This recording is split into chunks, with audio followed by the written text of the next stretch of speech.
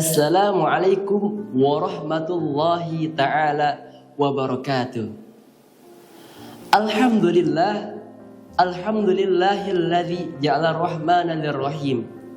Wassalatu wassalamu ala asyrafil anbiya'i wal mursalin wa ala alihi wa sahbihi wa man tabi'ahum bi ihsanin ila yaumiddin. Amma ba'du. Puja-puji kita haturkan kepada Allah Subhanahu wa ta'ala, yang mana Allah Subhanahu wa ta'ala telah memberikan kita nikmatnya yang begitu banyak, yang mana nikmatnya tak terhitung, yang mana kita hanya bisa merasakannya hingga detik ini.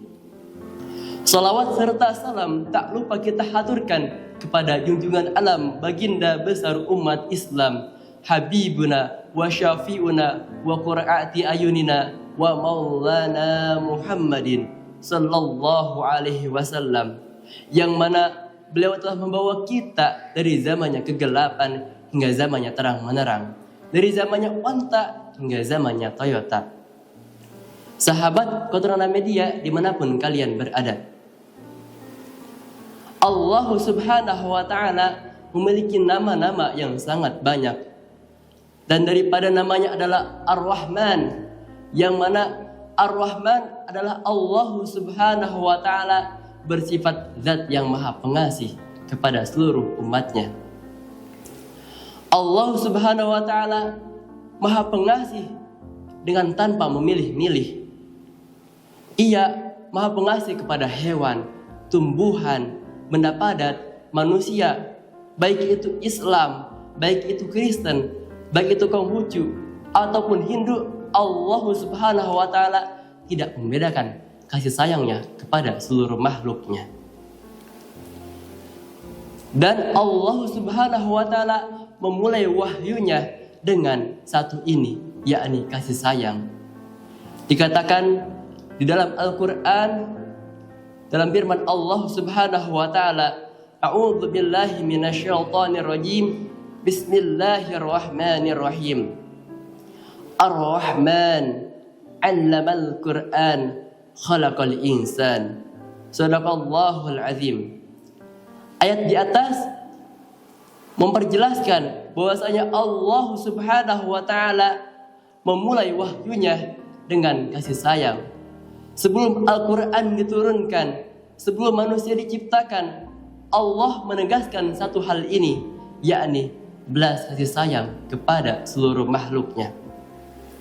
Oleh karena itu, sahabat Kotor Nada, kita sebagai hambanya Allah Subhanahu wa ta'ala harus menaati apa yang Allah tegaskan di dalam ayatnya.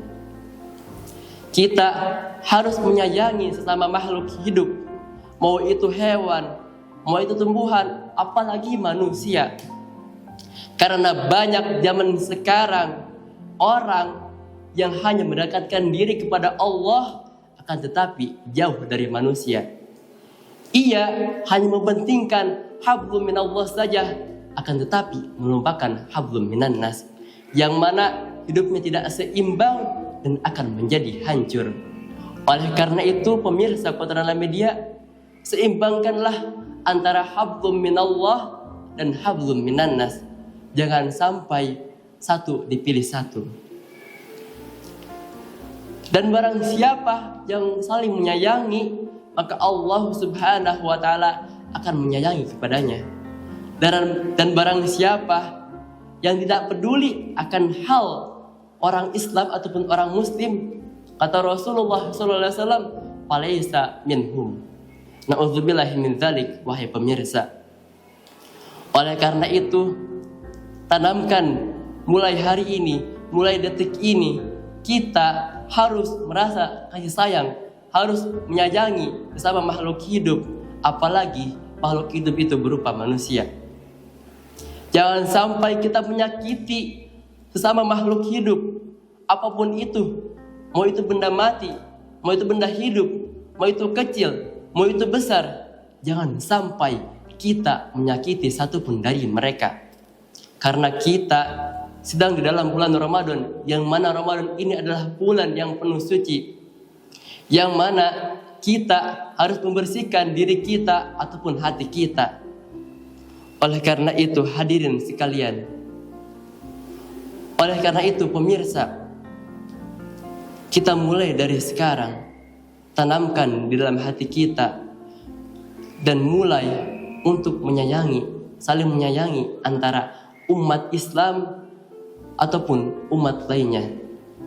Tidak boleh kita membeda-bedakan antara ini Islam, ini Kristen, ini Katolik, ini Hindu. Akan tetapi kita harus bertoleransi antara satu umat dengan umat lainnya. Kita tidak boleh mencela antara ini adalah golongan Yahudi, ini golongan Nasrani yang mana tidak diakui oleh Allah Subhanahu wa taala. Akan tetapi kita harus mentoleransi kepada mereka dengan saling berbaur dan hidup bersama mereka. Tidak boleh kita mencela satu kata pun, dan tidak boleh kita menghakimi mereka ketika mereka salah.